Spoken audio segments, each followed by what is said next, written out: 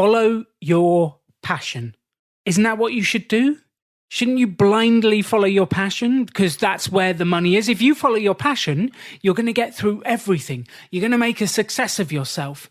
And if you follow your passion, you'll never work a day in your whole life. Isn't that a wonderful dream? But the question is it true? What would it take to become the hero of your own life? To build the business you've always dreamt of? To make money doing something you love? It's time to take control. Can we get on with making money and having fun now? I'm not doing it if it's not fun. Join the rebellion with Alan Donegan and welcome to Rebel Entrepreneur.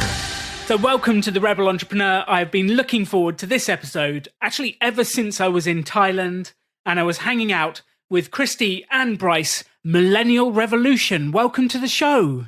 Hello. Thank you for having us. I realize now you have like a radio voice when you're doing like when you're like, okay, I'm going to sound like a radio person right now. So it's like, that was really cool watching you do that.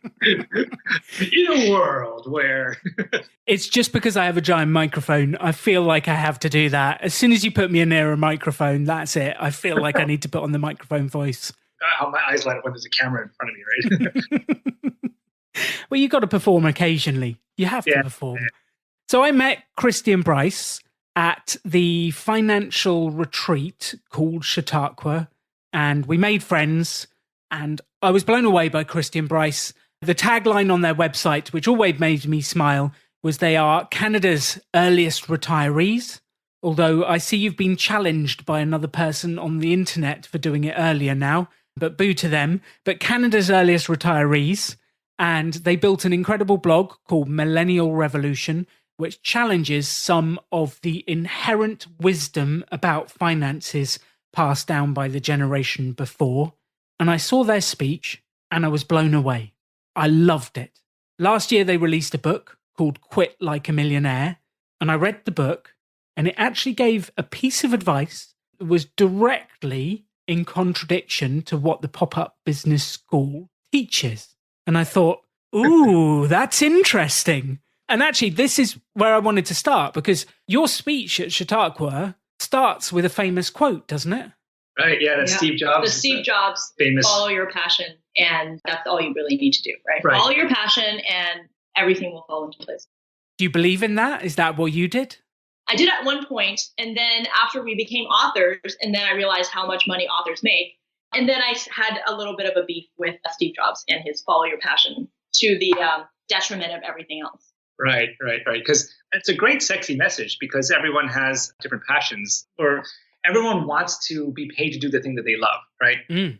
And sometimes that the thing that they love, he's a huge software and high-tech entrepreneur. So, I mean, like, that turned out to be an excellent passion to follow. But for other people, it may not be the best advice. I mean, well, you wanted the to be a thing with writer. Steve Jobs is that he didn't actually follow his passion. His passion was actually to be a spiritual teacher, and he went to learn Eastern mysticism, and he went to India and got high and did all that really fun stuff. Yeah, which I applaud him for. That I'm very much in line with Steve Jobs. Like, go and explore, go and figure all that stuff out. But the thing I have a problem with is that if you just blindly follow one passion, but you don't actually do anything for the world, it's not fulfilling a need, then you won't really make any money, and you kind of need money to live. So eventually he decided to go along the path of, being a software CEO, because that was actually fulfilling a need. And he ended up doing something more practical than his original plan. So just telling people to blindly follow their passion, I think there needs to be a bit of a tweak to that message. Yeah. Like, because there almost has to be an intersection of what you're passionate about and then kind of market forces, what the world actually needs, right? An example that you love to give at your pop-up business school is the guy that makes money reviewing mattresses, right? He goes, I'm sleeping and this kind of stuff, right? Well, he doesn't literally just sleep there and ask people to pay him to sleep. He had to figure out what it is where that intersection was of what he like to do. A mattress reviewer is not literally a sleep person, like a professional sleeper.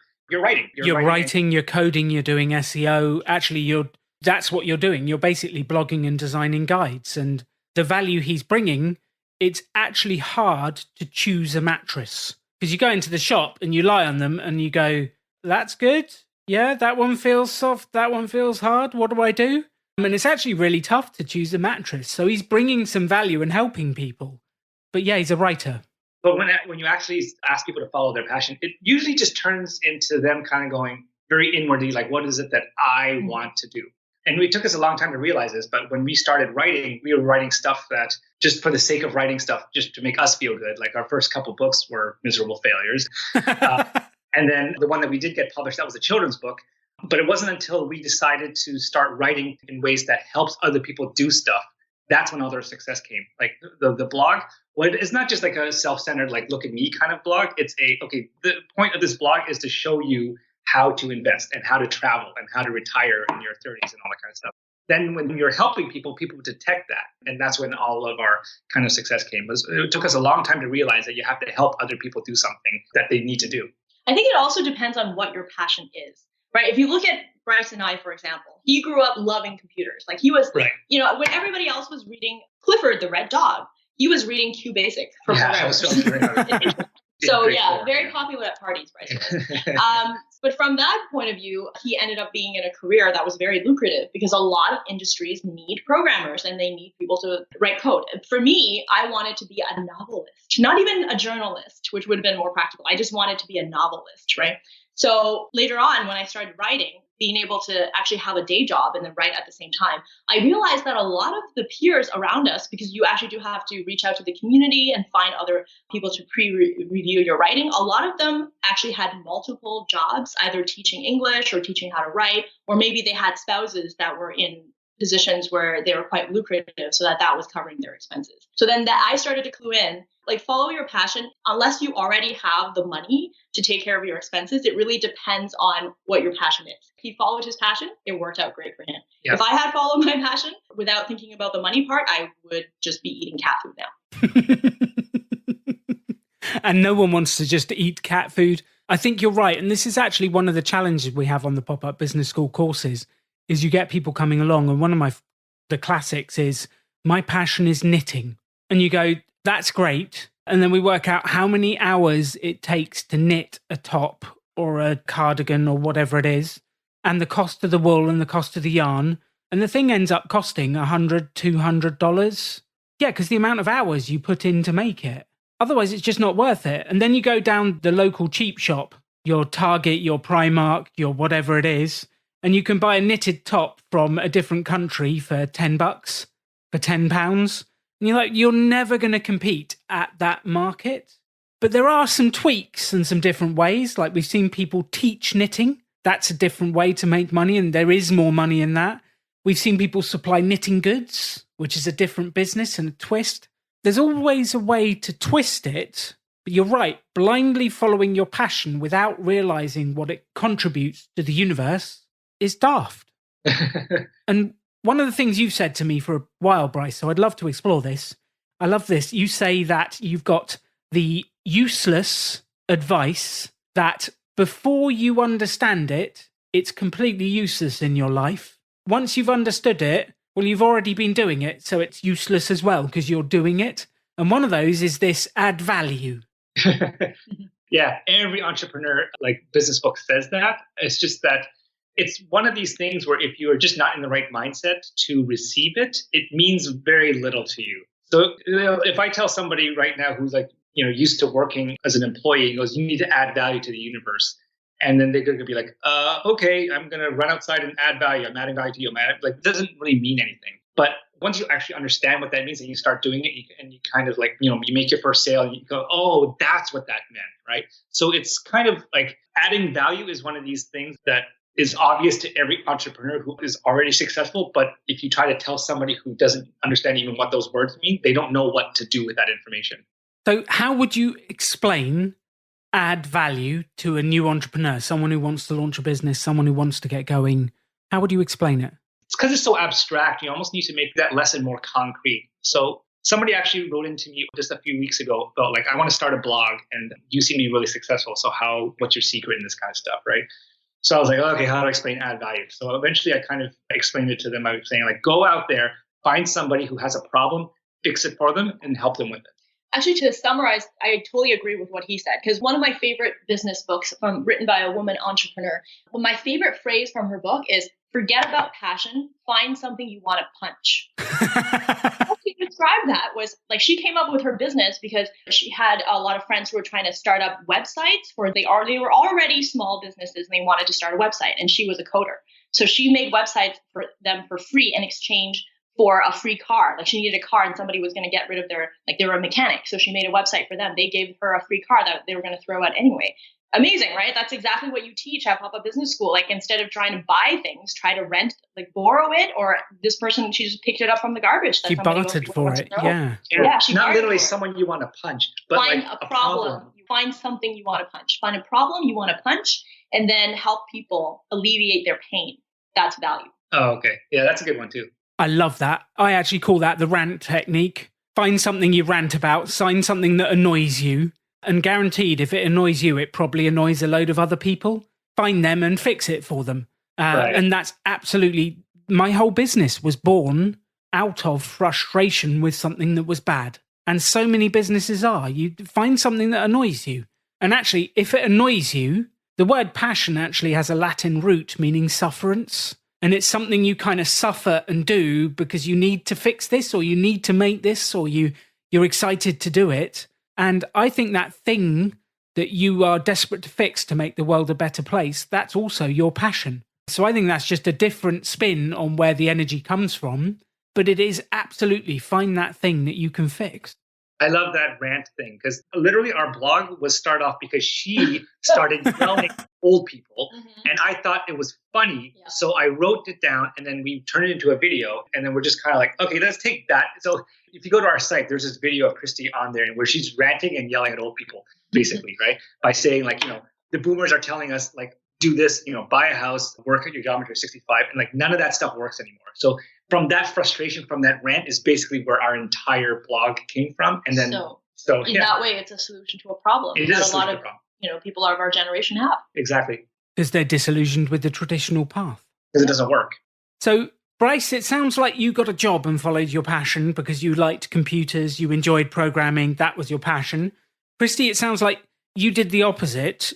You chose a career that would make you money. And that's actually one of the things we talk about, is that choice of, do I build a business because I think it will make money, or do I find something that I love to do and figure out how to make money doing it? It seems like you both had the opposite approach. How has that played out? It was much more painful for her than it was for me. Like, what you're passionate about really, really determines whether that advice works for you. Some people are passionate about working in a bank. I don't know many people that are, but those people are psychopaths. Those people are crazy. But if you are passionate about being a day trader or something like that, then hey, you're going to be just fine, right?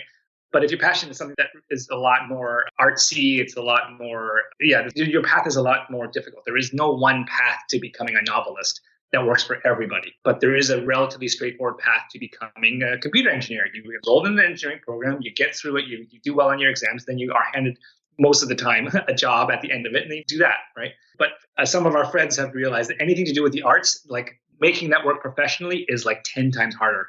You have a lot more competition. You have a lot more competition. Like less demand for it. Yeah. Like acting, music, like obviously being a writer, like that stuff is, man, when we were trying to get published and we were just sending out, like they're called query letters, Query, and that's this letter that you write to say, I have this book idea. You're basically begging people to read it. And you're just like, we were so afraid of our phone pinging because like, oh God, who just rejected us now, right? Yeah. And it was like, that was the most painful experience ever. And we were in there, it's called the query trenches. And that's every author who's trying to get signed to an agent for the first time. That lasted for like 5 years of just constant no. It sucked. Yeah. It sucked. 5 years of rejection. Seriously, you went through 5 years of rejection. Almost 200 rejection letters. Yeah, that's kind of what it takes to actually become an author. That's almost one a week for 4 years. Yeah, it was painful. After a while, we just turned off our phone. We didn't want to look at the rejection. I joke with other authors that, and I kind of say, an author is basically just a person who just wouldn't take no for an answer. Like they just couldn't take it. They couldn't take the hint, and they just kept, how about now? They're just, so those were dark days. So we talked about this like offline before, that when you're in that like psychological state of like being told no every time, it's very easy to get very, bitchy or like, lashing out at other authors who you think don't deserve it and this kind of stuff, that they made it, why them and not me. Now that I know what it takes for every author to even get a book published, no matter what I think about the book itself and the quality of the writing, if you made it that far, I have an immense amount of respect for anybody who goes through that. It's like psychological torture for like 5 years. So you were both fully employed through those 5 years, or? Yep. The plan was, we're going to write this book, it's going to hit big, and then we're going to use that money to retire. And it's like, that was my Stephanie Meyer Twilight money. I was like, hey, if Stephanie Meyer can write Twilight and it's not really that good and she's a multimillionaire now, this is going to be my ticket to freedom. And it's like, no, that's not how it works. No. So it's quite interesting. So what was your ticket to freedom? Because it sounds like it wasn't entrepreneurship.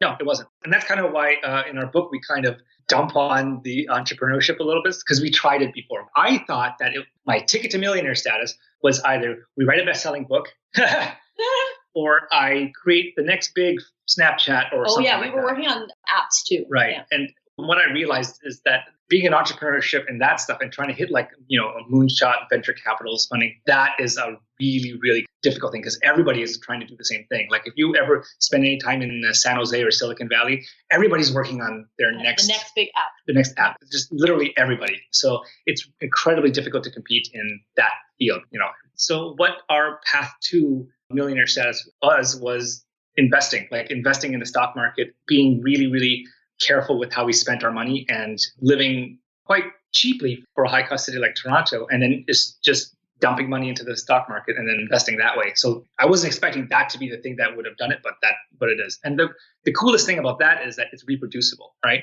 If you teach somebody how to build a portfolio, if you teach someone how to invest their money safely in the stock market using low cost index funds like BTSAX and this kind of stuff, anybody can do it, literally anybody. But if I, for example, or you, start a pop-up business school and then you told me to do it and I literally copied your moves, it wouldn't work, right? Because pop-up business school already exists. So the coolest thing about what we ended up doing was it's absolutely reproducible. You can just literally just copy everything that we did and you'll eventually end up as a millionaire. So the way that how it works out in my head is like, for us, like engineering was very, very difficult for me. I think for him, it was pretty straightforward for you, right? But for me, it was very hard. It's like somebody told you to climb Mount Everest. And you knew the steps to get there because you could see it in the distance. You could take the footholds that they give you and you follow this plan. And it's going to take you years, but you're eventually going to get there. But then writing was like being in a dark cave and you have to get out of the dark cave, but you don't know where you're going to find a match. You don't know if you're going to use a match to be able to see. You don't know which exit you're going to get out. And there's multiple ways to get out and there's multiple ways to start a fire and get light and all that. So it's very versatile and it's really good for people who like that kind of stuff, because maybe the Mount Everest idea doesn't appeal because you know exactly what steps you got to take to get there. The other one is more creative. But for me specifically, like going from the mindset of school where it's like, you're given this curriculum that you have to follow and then you got to get through these courses, then you get your degree and get your job. Like we've already been kind of trained to think in that very systematic way. So climbing at Mount Everest was something that is familiar versus going in a dark cave and trying to escape without knowing which, tools you're going to use to get out is not something that we are familiar with. So I think the school system might be one of the reasons why most people would not be like, they don't understand entrepreneurship because we've been trained to follow that kind of step-by-step plan to get to a solution. Yes, and employment is quite often linear. Do right. this thing, get promoted to assistant, whatever. Do this thing, get promoted to manager. Do this thing, get promoted. It has a very clear path, a very clear delineation, and you follow the structure that people have laid out in front of you. Whereas entrepreneurship, it is way better today than it ever used to be. There are blogs, there are podcasts, there are guides, there are advice. It's getting better and better, but it's still, if you actually said, I want to build a business doing whatever it is, build a business around food, there's still 100 different ways you could do it. Yeah. And then you go, well, okay, which one of the 100 is right for me? Well, it depends on your personality, your energy, your finances, your starting point. There are many different ways. And I guess the aim of this podcast is to remove some of the risk of entrepreneurship so that you can do it without debt because of the belief that it takes money to make money. However, the one thing I can't hand people is if you do these 5 steps, you will win the game. Like, that does not exist. There's general principles of get out there, do stuff, make your sales first, don't do it from debt, do it from sales, marketing. There's general principles, but there just is no step by step. There is no do A, B, C. It's actually quite an intricate process. Oh, yeah. And the thing is, like, everybody kind of has to find their own path out, don't they? You can't follow another guy's path. That guy made it out of that cave. He's like, yeah, but that was his exit. You got to find your own. And that could take, you could stumble across the right one immediately, or it could take you years of struggling and running around in circles and trying to figure that out, right?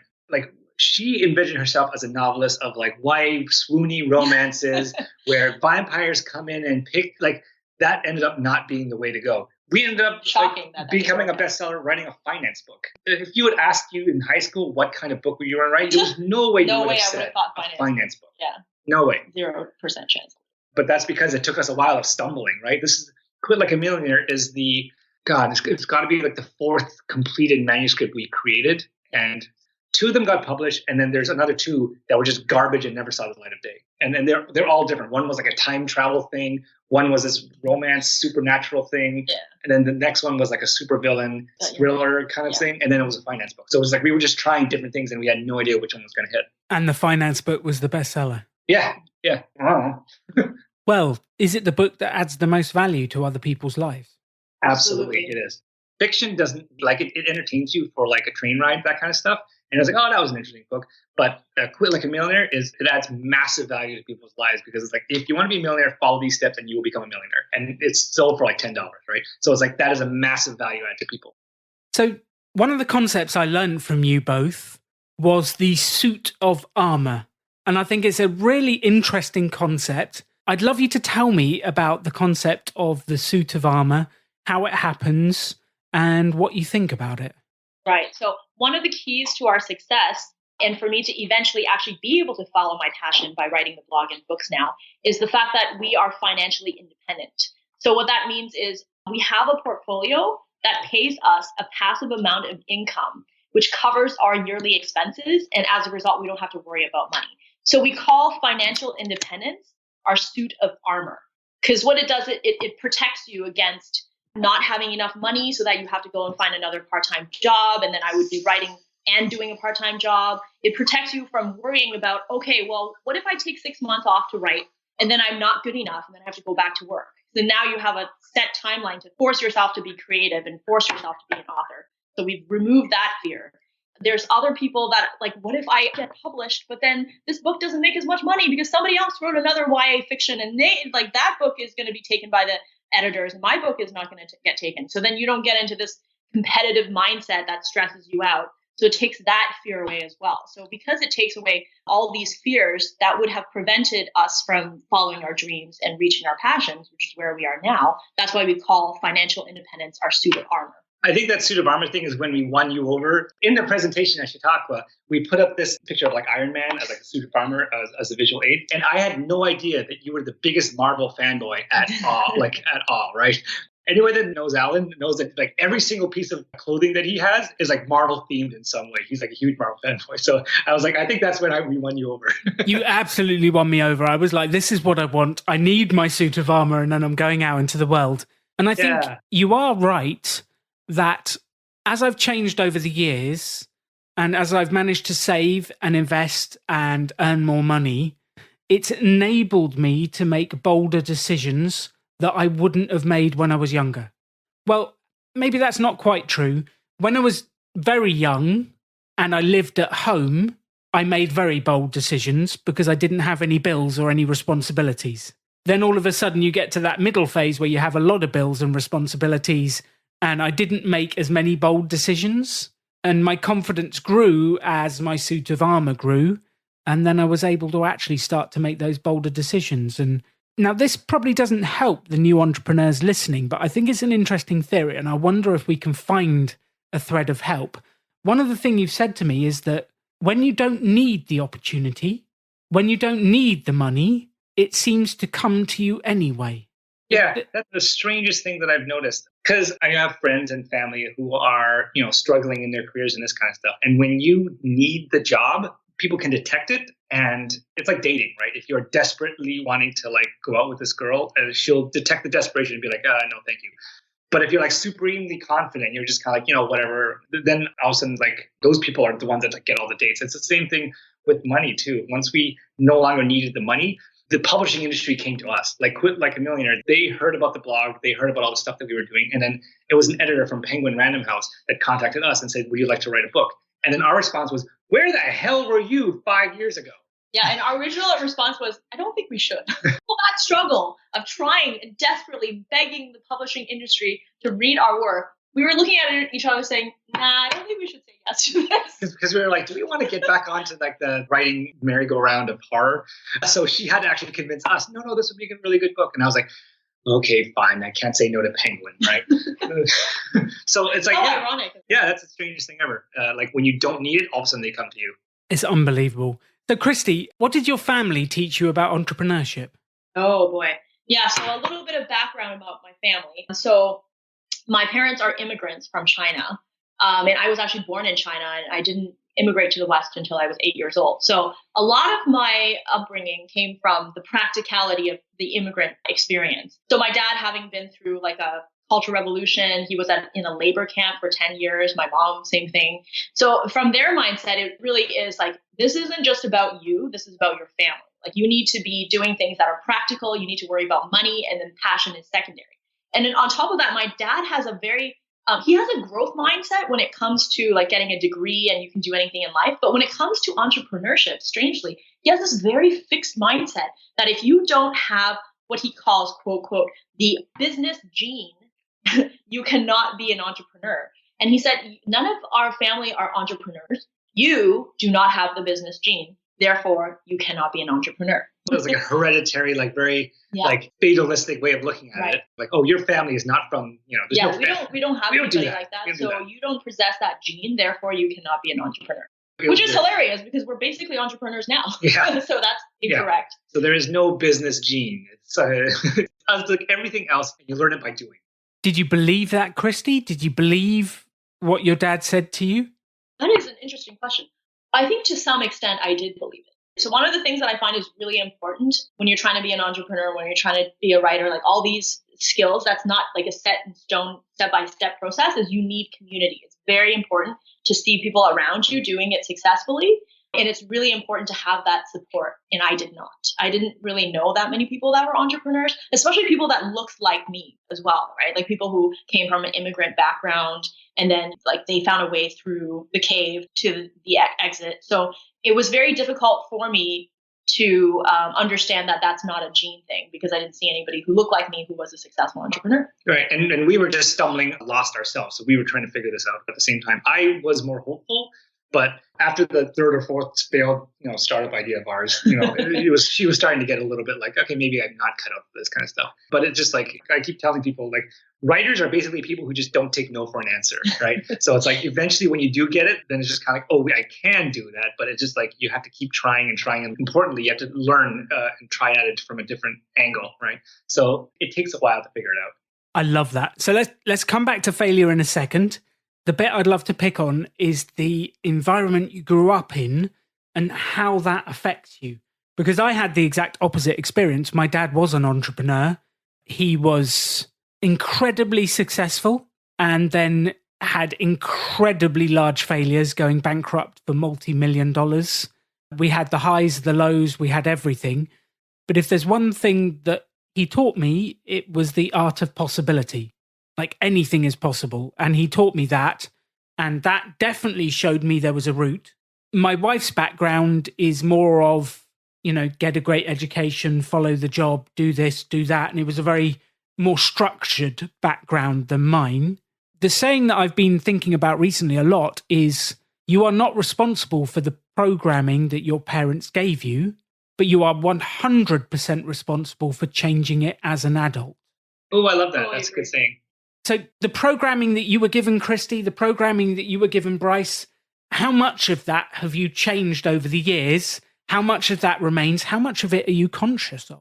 Well, I mean, like, I think it really started changing when we started meeting and hanging out with more people like you, people who, have this abundance mindset of anything is possible and this kind of stuff. And then that's when we kind of started to think, okay, maybe anything is possible because we see all the great stuff that you're doing with Pop-Up Business School. And that's a network of themselves. We attended one of your classes and then just seeing like what you were teaching your students. And then they were like going out and starting businesses. I was like, wow, there's only a few different ways of being an engineer, but like because of the people that you run with, all these entrepreneurs, there's like a billion different ways to be an entrepreneur successfully. And I'm amazed each time by how the crazy ideas that come out of this world. And it's just kind of like, I'm going to make a career building escape rooms. And I was like, what? But then they go off and do it. And I'm like, I did not know that was a valid career choice. A valid career choice, escape room runner. Well, it wasn't. Probably 8 years ago, it didn't exist as a thing. And now all of a sudden, it's a huge industry. That's the most amazing part because like employees are like, we're kind of like the lagging edge of innovation because we go into established companies that have been around for decades, but like entrepreneurs are like the leading edge of innovation because they're just kind of like, I just thought of this thing and let's see if we can make it into a business. If you try to explain like what a social media manager or like one of these like new jobs that these entrepreneurs that you help create to like my parents or their parents, they'd be like, I don't even know what that sequence of words even means. I tweet all day. And I was like, what? That's a thing? And it's like, oh, yeah, totally. Okay. From my upbringing, I think the main obstacle from becoming an entrepreneur for people who grew up like that is fear, right? Because immigrants have a lot of fear because they've kind of grown up in either like war zones or their parents have gone through a famine. So I think that part actually gets passed down from the genes. There's been some research that could actually be part of your genes, that you have that fear. So it's not the lack of a business gene. It's the fact that you have so much fear that you are not able to see past the other side of fear, right? Which is exactly why Pop-Up Business School is so important, because when you're surrounded by other people who don't have that obstacle holding themselves back, and then you can learn from them so that you don't have to run into the mistakes and you don't have to fail because they've already failed for you and you can just take the lessons away. I think that's what changed my mindset. Like just meeting you and going to a Pop-Up Business School event and then learning that, hey, there's other people who have already failed. So your fear is unfounded because they actually found the right way to do it. And if you have that support and seeing other people who can do it, then you don't have to have that fear mindset. You can have the abundance mindset. Oh yeah. Kristy, like a few years ago before we met you, I call her Kristy 1.0. She is the most pessimistic person you will ever meet in like your life. Like, I would be the worst flight attendant ever because I would just be like, we're all going to die. Yeah, she's constantly like, whatever we're doing, it's like, what could possibly go wrong all the time, right? And this kind of contrasts us a little bit to the fire community as well, because the fire community is full of the most optimistic people that you will ever meet. Because they're always like, everything's going to go up and to the right, and all this kind of stuff. But for Kristy and how we have structured our finances, it's just kind of like, okay, what if this goes wrong? What if this goes wrong? What if this goes wrong? What if this goes wrong? And then like all these different backup plans for what happens, right? That's kind of like you can really see the mindset of that background of how you approach basically anything versus how Alan would approach it by being just kind of like, what can we do? I don't know. Let's do it. I think there needs to be a balance. Like it's bad to go either way. It's a teeter-totter, right? If you have too much fear, then you never do anything. But then if you're just constantly like Steve Jobs and you're just like, follow your dreams blindly, and then you're going to, not have enough backup plans when things go wrong. So thank you for balancing me out. So I'm not, totally in that fear-based mindset now. Now I can kind of see the other side. So a little bit of both is good. Yeah. I absolutely agree. And people see me as happy-go-lucky and I'm just going to do it all the time. But I do think about what could go wrong. I think about doing it without debt. I think about minimizing risk. I do think about those things, but I guess actually that's what people don't see when they operate with me. What they see is, we could do anything and let's charge and let's make it happen. And that is me. But if I felt like charging out there risked what we had, I wouldn't do it. I would find a way to do it without risk. But you don't see that in the thought process when you look at an entrepreneur. You just see someone who takes risk. Whereas actually, I don't like risk. I'm not a big fan of it. I will take risk. If it's my ego on the line, I will dive straight in because who cares? If it's my portfolio on the line, forget it. There's no way I'm doing it. I will find another way. I will find another opportunity. And I think that's a really important thing. People don't realize, they think entrepreneurs are huge risk takers, and some of them are, the crazy ones. But some of them aren't. Some of them are very calculated, the successful ones. Do you think your kind of balanced, calculated risk taking comes from Katie? Because knowing Katie, she's also a very what could go wrong kind of person. Or do you think it came from your history with your parents? Oh, it came from my parents, 100%. It came from watching them, mainly my dad, watching my dad blow huge amounts of money, go massively into debt, gamble the family home, make us homeless. Like what he did to us with entrepreneurship was unbelievable. And I thought to myself, I never, ever want that to happen to me. And that was one of the biggest motivators for me to fix my life. And actually, that still drives me today to help other people avoid the problems that we went through as a family. That exact through line. It's rather interesting that you took that lesson from your dad's blowing up being an entrepreneurship and didn't say entrepreneurship bad. I don't want to do that. I'm going to go work as an accountant. Well, it had some good things. It actually had some good things. So I think the first time my dad went bankrupt, I think it was 3 in total. I was at school or college and he couldn't afford to give me pocket money. So I didn't have any money to buy food or live or do stuff. But what he did have was stock, sportswear, Nike, Adidas, Puma, all of that stuff. And he said I could take stuff from the shop at cost and I could sell it to the kids at school. And the difference that I made would be my profit. And that's what I could live off. So he didn't give me money, but he gave me an opportunity and a way to make money with something that was cool. So I used to carry around this giant bag at age 16 and 17 and sell trainers and T-shirts and stuff to the other kids. Some months I made more money doing that than I did in full-time employment when I actually got my qualifications and left. Wow. That's a really interesting, it's like a double-edged lesson to people. Do you think you would be an entrepreneur now if your dad was not an entrepreneur? That's a really interesting question. I'm not sure. So one of the statements I live by is you are the same person next year as you are today, apart from the people you meet, the books you read, the courses you attend. And if you can meet someone that is an entrepreneur that shows you, oh, I didn't know that was possible, and you see a new model of doing it, or you read a book that goes, did you know financial independence is possible? Or you go on a course, that can change your world. And I was lucky enough at age 21 to be handed a self-development book by a guy called Matvey Mihailovich Ananin. Amazing name. He's a big dude. And he handed me this book and it completely changed my world and changed my direction. And I think that started me on a self-development path that, alongside with what my dad had shown was possible, enabled me to get there. Would I have done it without my dad and seeing what he did? I'm not sure. I think without the combination of the two, I wouldn't have been confident doing what my dad did, because all I had stored in my mind was that what my dad did led to pain. That's it. That kind of entrepreneurship, that kind of business led to pain. And I think it took the combination of, like, he did make a lot of money and he was very successful for a while, and then combine it with other people's lessons and possibility, and you can make it into a thing. So I think it was the combination. If it was just down to my dad, I probably would have been scared off. Interesting. Does he still run a sporting goods store? I'm not really sure, Bryce. We had a little bit of a falling out over some mistresses and some different stuff. And okay, let's just leave it at that then. yeah, I've threatened never to speak to him again, and that's what happened. Interesting experience, but it's those experiences that shape you. And I think you take those experiences and you either go, this is going to make me stronger and I'm going to become who I am, or actually, this is the reason who I am and I'm just going to collapse under it. And I think you have a choice with any of those experiences to turn it into something that drives you. Right.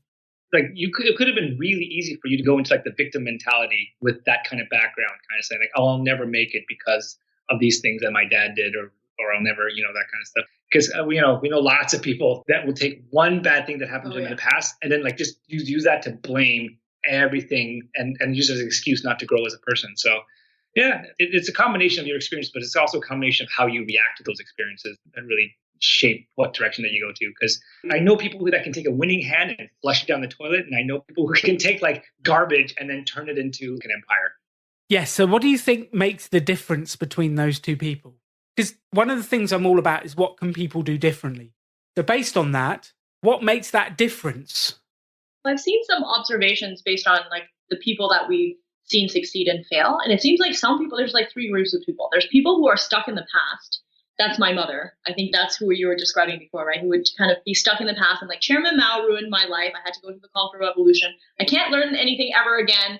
And my life is ruined and I will never get over it. Right. And then there's people who are stuck in the future, which is kind of, I'm getting better now, but that was Kristy 1.0, which is like, I need to have enough. I'm never going to have enough. I'm never going to try anything. I'm just going to hoard money and bad things can happen. So don't try out of fear. And then what we found worked between the people that are successful and what worked for us is to stay in the present. Don't be too fearful, but don't be mental, like one of these people that are just constantly stuck in the past. And then, victim mentality. This thing happened to me, so I can never change. So being present and thinking about like, what is it I need to do right now? I'm going to be happy right now because that time I will never be able to get that back. Those are the happiest people. Yeah, it's almost like victim mentality almost seems to be like the default thing that people do when when something bad happens to them. They dwell on it, right? Nobody likes growing. It doesn't feel good to step out of your comfort zone. So there has to be something in your history that forces you or inspires you to grow in some way. Because everyone has all sorts of shit in their past that, some of it good and some of it bad. But you need to have that mindset of taking lessons from the bad things that happen and saying like, okay, I'm going to do this. I'm going to do this differently. I'm not going to do this or in some way. But there's something that has to be some catalyzing event that kind of either forces them or to do that, or maybe they just naturally do that. But, if you don't have that catalyzing event, it's very easy to get stuck in the past forever. I absolutely agree. And I think what you said, Kristy, about the past, the present and the future, what I've actually noticed is the people who are successful are actually quite good at slipping between the three when they need to. So if they need to be in the future thinking about what's next, they can be, but then they find it very easy to come back to the present and be with the people they love, be in the moment, be in the task right now. And if they want to remember the past, they can, but they're not stuck there. And I think it's actually the fluid ability to be able to go to the one that helps you at the point and be stuck in none of them, because they all have their downsides. Because the person who is 100% present focused would spend all their money now, would blow everything because there is no future. And it's really interesting. I think you're absolutely right. The other bit you said was about the being able to take failure and having that desire to get out there and do it. And one of the things we say at Pop-Up is everything you want in life is outside your comfort zone. Otherwise, you'd already have it. So being a professional author was outside your comfort zone. Writing a blog was outside your comfort zone. Why did you bother? What made you step outside? Well, I did all that stuff because I wanted you to be happy. But I think the more interesting question is, why did you keep trying? Well, that's exactly it. Like one of the things I remember from your Pop-Up Business School presentation is why. Like your why has to be strong enough. And my why was so strong that being an author was part of my identity. Even though I couldn't actually do that as a full-time living, I knew that that's what I wanted to do. Like if I was on my deathbed and I didn't become an author, I would regret it for the rest of my life. So that why was so strong that it pushed through 200 rejections. It pushed through 5 years of going through the Curry trenches and slogging through it. And it pushed through having to get up in the morning and write before going to work and then coming back and doing more writing and then giving up a lot of parties with friends and going out on the weekend to write. The why was so strong that I just could not stop. It didn't matter how many obstacles were in my way. That's a good answer. I love that. I love that. The size of your why will directly affect how quickly you'll get through those hows and how much you'll push through. Yeah, absolutely. And the language you used around that, if I was on my deathbed and I looked back, I knew I'd regret it. Like that's some strong language. That's some very strong regret. I would be motivated by that.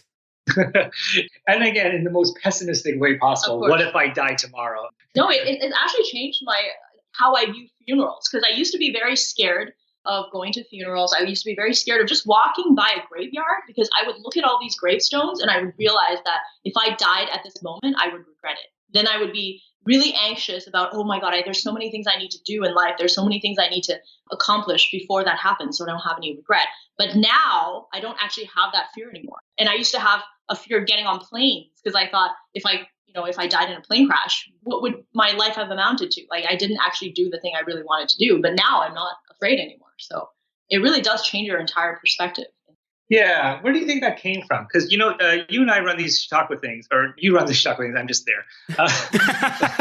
You are the integral part. And one of the things that we do at these is try to get people to think about what do you want to do after retirement. And a lot of them are just kind of like, I don't know. I just never thought of that. And you had this innate desire that just drove every action that you took, that you wanted to be an author, you wanted to be an author. Where do you think that intensity came from? That's a really good question. I know my dad did say that he liked writing at one point. So there might have been some, that's the type of thing that I use. That's the thing that fulfills me in terms of creativity. I think also because growing up, I was quite introverted. Now I'm more of an ambivert. I can be extroverted and introvert. So when I was little, being an only child, I also read a lot. So my love for books, I'm pretty sure, is what drove me to want to be a writer. Okay, cool. So what I would love, if you had any top tips for bloggers, because you run an incredibly successful blog in the FI world called Millennial Revolution. If anyone wants to learn about being nomadic, financial independence, investing, I highly recommend their blog. The investor series of workshops is fantastic. Do make sure you read that. But if you had some advice for someone who is starting blogging, what would your advice be? What would the first steps be? If someone wanted to launch a blog, where would they start? A lot of people come to me and say, how do I make money blogging?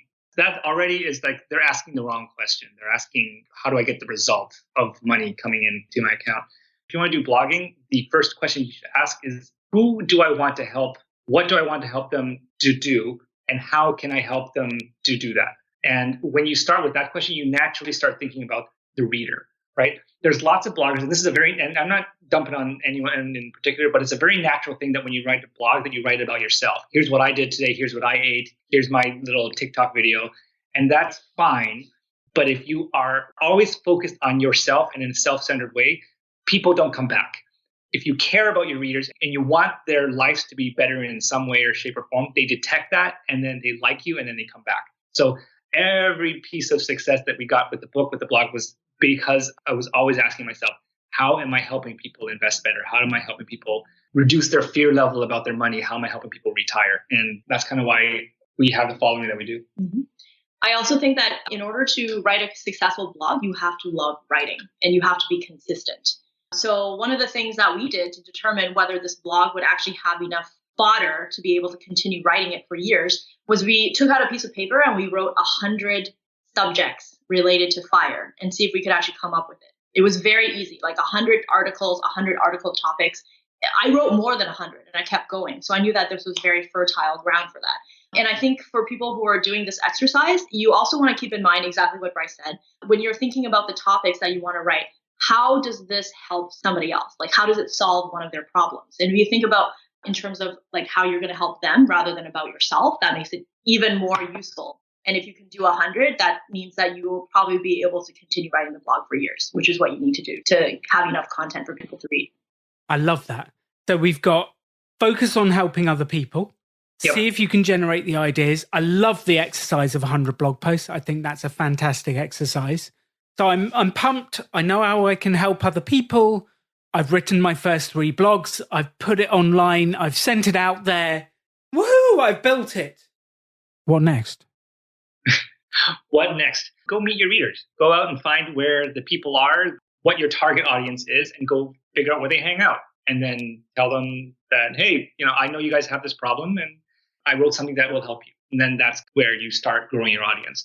For us, we also decided to go right out onto the media. So we kind of took this message and be like, okay, where's our audience? It's millennials that are frustrated with the housing market. So we kind of went to Canadian media and then we kind of went, okay, we have a solution. Again, but it was always about not look how I did, look what I did. It was here's how we became millionaires by not buying housing, right? And then that immediately has this a hook and need that the reporter picked up on and be like, oh, a lot of my readers are going to want to know about this because they thought that the trick to becoming a millionaire is to buy as much house as you can. And then we were saying, no, that was the exact opposite. So find out where your audience are, identify the problem that they have, and then offer a solution. Then they will come to you.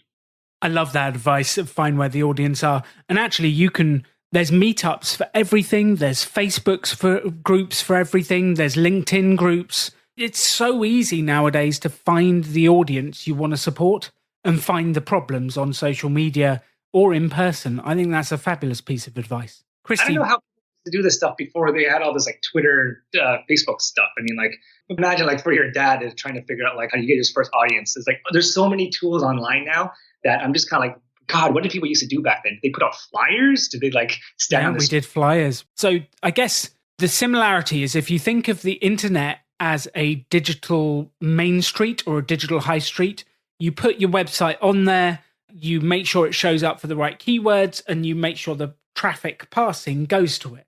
Right. In the old days, you buy a shop where there's the most passing traffic, and then you hope it comes to you. Or you go and hand out flyers. The amount of weeks I have spent walking around the streets of Farnborough, Hampshire, handing out flyers for my dad's sportswear store when I was younger is unbelievable. And I would flyer all the houses. I would flyer everything. That's old school marketing right there. Oh, boy. That sounds awful. Kristy, you look like you were going to add something there to the steps for the blog. Right. So I would say that one of the practical ways to do it is exactly what you mentioned, which is like SEO, right? Do the keyword research, figure out what people are searching for, and then they'll be able to find the solution to their problem from your blog. I think the other one that works out quite well for us is instead of trying to reinvent the wheel, find another platform that's already big. For us, it was the media. Like, don't ask what they can do for you. Like, oh, media, come pay attention to my blog. Like, why would they care about that?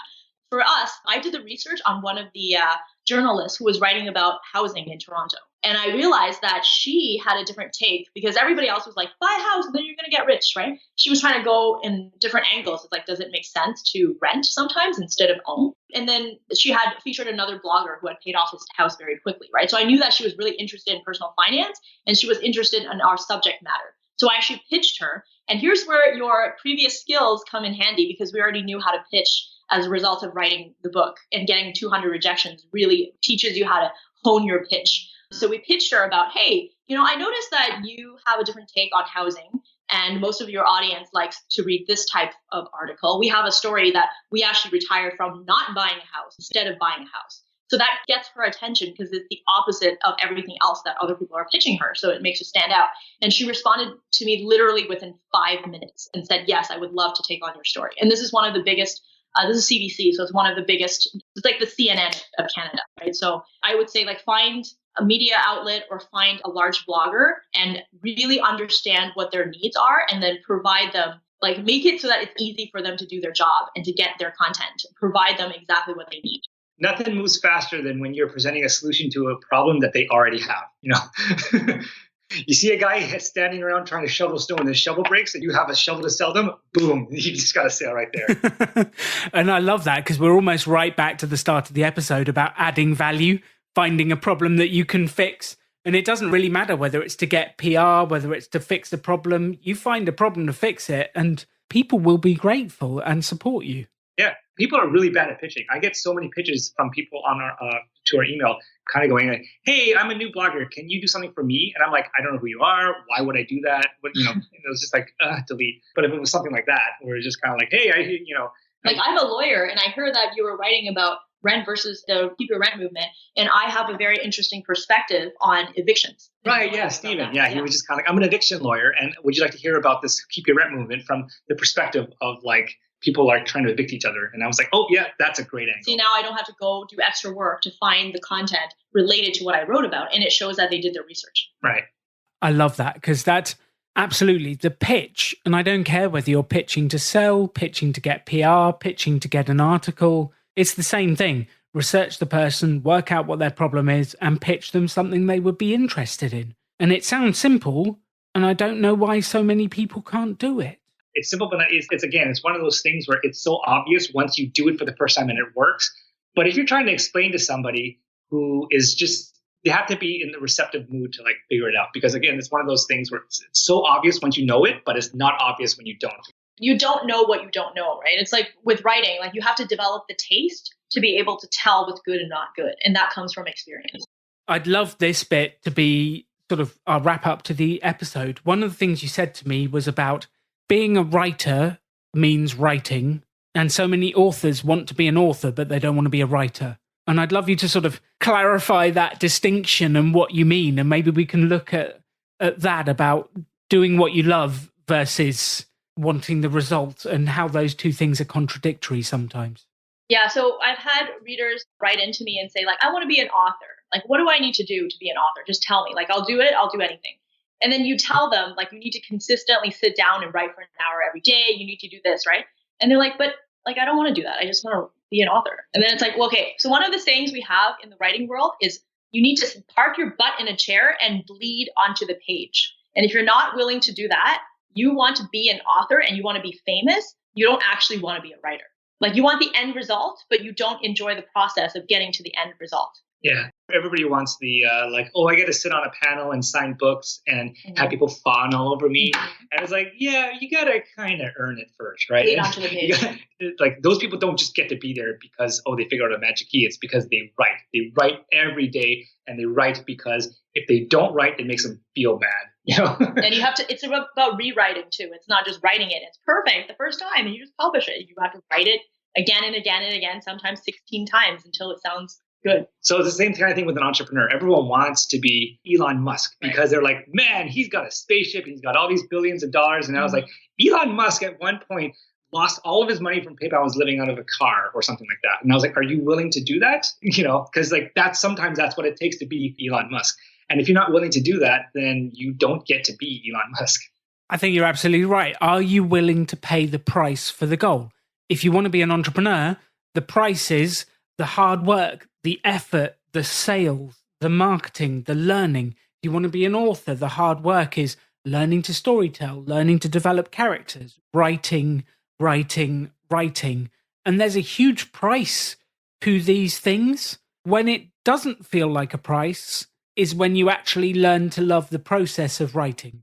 Then it doesn't feel like there's a price because you've actually enjoyed the journey. There has to be something that you actually enjoy, otherwise you're not going to do it. But the thing with writing, the thing with anything is there's that core part of it that you like, but there's all the gunk around it that's not fun. Like we were just in Thailand and went at the Digital Nomad conference, and a lot of them were just going, oh, I want to be a digital nomad. I want to be a digital nomad. And it's like, okay, it's like, unless you know what it's like to scream at PayPal because they blocked your account and all of your money is like trapped somewhere. Yeah, Alan's pointing at himself right now because this happened to him.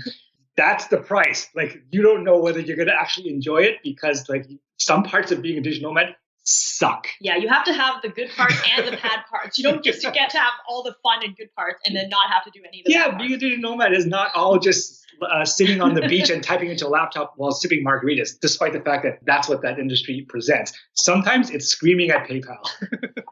I know exactly what that is. I know exactly how that is. And yeah, PayPal actually held hostage like 80 grand of money from me for some time. They nearly killed one of my biggest events. And you're still bitter about it. Yes, I'm not a fan. If anyone's listening, PayPal is a fantastic way to get started. But if you actually make any money, they are a hideous company to work with. Great way to get started. Great way to launch. But if you're actually going to do some serious money, 10, 20 grand plus, avoid them like the plague. Well, there goes your affiliate income. Yeah. Yeah, but I would rather help the audience avoid the pain I've been through. I am still bitter, Bryce. I am still bitter about the way they treated me. It was unbelievable. Your FI armor is showing. You're like, I don't care about the money. I only care about you. Also, he's still angry, so. He's still angry after all these years. So, Kristy and Bryce, what's next for you? Where are you heading? I don't know. Right now, from the kitchen to the bedroom and then back to the living room. We're not able to travel and like have our normal nomadic life because of what's been happening. Goddamn pandemic. We had so much cool stuff planned this year. We were going to fly to LA and be in a documentary. Then we were going to do a Google Talk. And then we were going to like do a financial summit with Grant Sabatier. And then we were going to do a TV show. Everything got blown up. Friggin' everything. So yeah, I don't know. I would like to eventually gradually return back to normalcy so we can do that again and get traveling. But right now we're just staying safe, staying indoors and not going anywhere. Well, when you are released from the wilds of Canada, we must hang out. So I will meet you somewhere around the world and we will hang out. Thank you so much for being the podcast. Thank you for bringing your energy, your enthusiasm and your advice. I absolutely love it. If the audience want to find out more about your blog and your book, where do they go? So you can go to our blog at www.millennial-revolution.com, or you can read our book, Quit Like a Millionaire, out from Penguin and available wherever books are sold. Which right now is Amazon and Amazon only. Yes, no bookstores are actually open, but pretty much everywhere books are open. I have read Quit Like a Millionaire. It's actually been a big influence on me, and Katie and I left on our nomadic adventures earlier this year. It's a fantastic book with a great story and some fantastic advice, so I highly recommend reading Quit Like a Millionaire. Thank you, Kristy and Bryce. Thanks for having us. So that was episode 23, which we actually covered a huge amount about blogging, passion, financial independence, all of those subjects. Episode 24, I'm very excited about. This gentleman called Keith Hunt, and he has been able to build a restaurant without going into debt. We go through his story, how he started, how he failed, how he's done it whilst having 7 kids, and how he's made progress. It's an incredible story.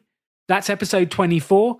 And then after that, we have episode 25, which is actually a takeover episode where Sean Jenkins of Benefit Focus takes over, and I am the interviewee. So if you want to hear Sean Jenkins grill me, and he does ask some difficult questions, then tune into episode 25.